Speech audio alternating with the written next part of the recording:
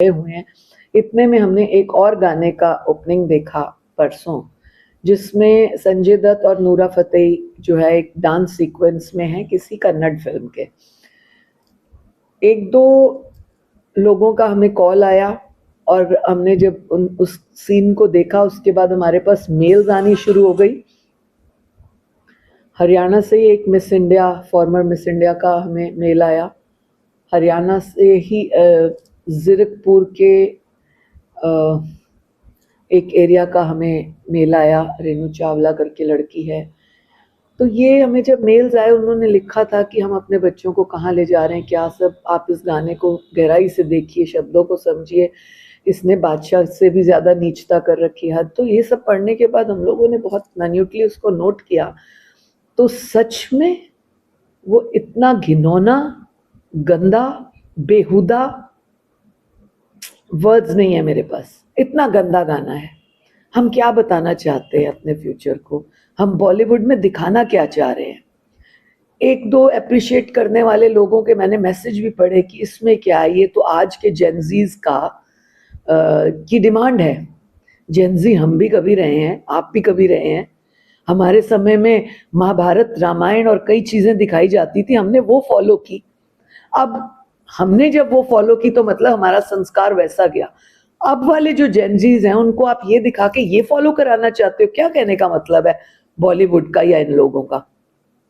इस बात से हमने सख्ती में एक्शन लिया और बहुत कड़ी कार्रवाई करेंगे। आज मुझे मालूम पड़ा कि राष्ट्रीय महिला आयोग ने भी कड़ा स्टेप लिया इसके ऊपर, मैं उनका धन्यवाद करती हूँ, अपनी मैम का।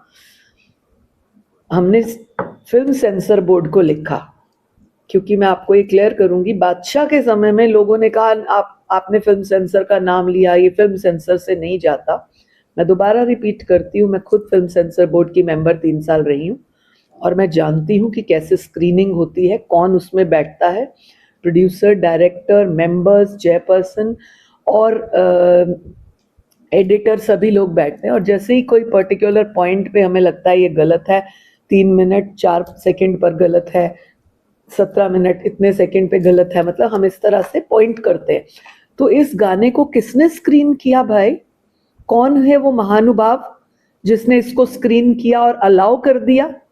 क्या आपको एक बार भी फील नहीं आया कि इतना गंदा पूरा बेडरूम सीन हम कैसे करना है? सिर्फ कपड़े ही तो पहने, 2 दुपट्टे, उसके अलावा तो आप सारा भूल गए उसमें।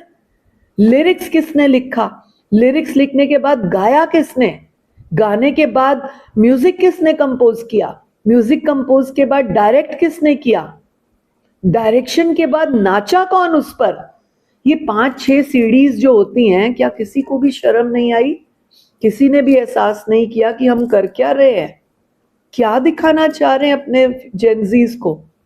अपने ही बच्चों का सोच लीजिए, मेरे बच्चों का नहीं, पड़ोसियों का नहीं, अपने अपने।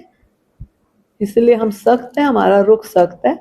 इस तरह से अगर गलत चीजें, गंदी चीजें दिखाई जाएंगी, और दुर्भाग्यपूर्ण ये है कि महिला उसके ऊपर एक्ट कर रही है, महिला गा रही है। शर्म की बात सबसे ज्यादा ये है, जिससे बड़ा ऑफेंडेड सा, बड़ा अनहैप्पी सा, बड़ा एनॉयड सा फील हो रहा है।